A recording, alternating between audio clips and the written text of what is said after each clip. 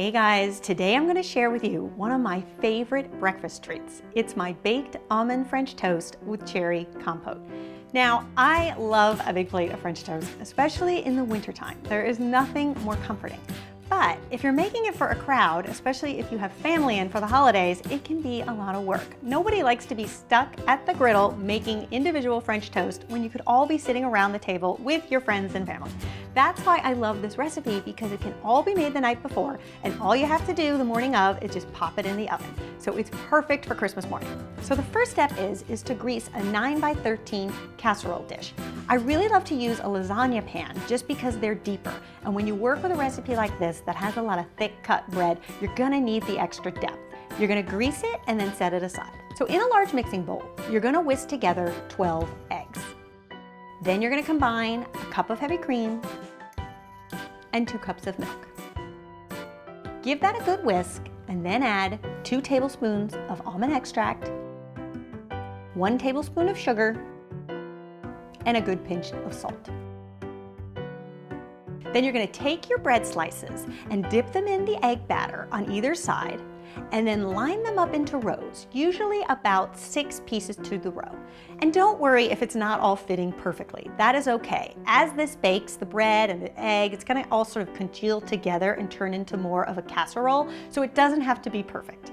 You will also notice that you're going to end up with a lot of leftover egg mixture at the bottom of the casserole. That's okay. Don't be concerned, that's actually what you want.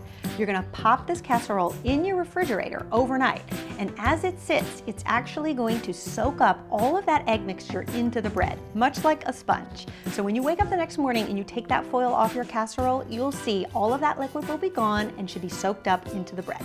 Then you're going to take some sliced almonds and sprinkle it over the top of the casserole. And then you're going to bake for about 30 minutes, just until that casserole starts to puff up and become golden brown.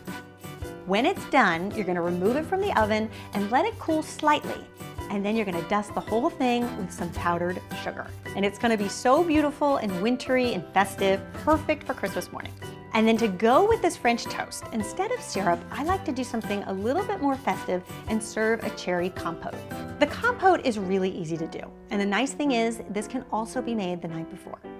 In a sauté pan, you're going to take 3 cups of frozen cherries, a half a cup of water, 2 tablespoons of sugar, and a 1/4 cup of fresh orange juice.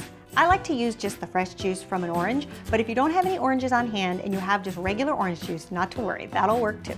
You're going to bring that up to a boil just until it starts to bubble, and then you're going to turn it down to a simmer and cook it just until the cherries start to kind of break down a bit and all the liquid is reduced in half. At this point, if you wanted to kick it up a notch, you could add about a tablespoon of Cointreau, which would be really good. But if you don't drink, it's okay. It's totally not necessary. It's just if you wanted to make it a little bit more festive.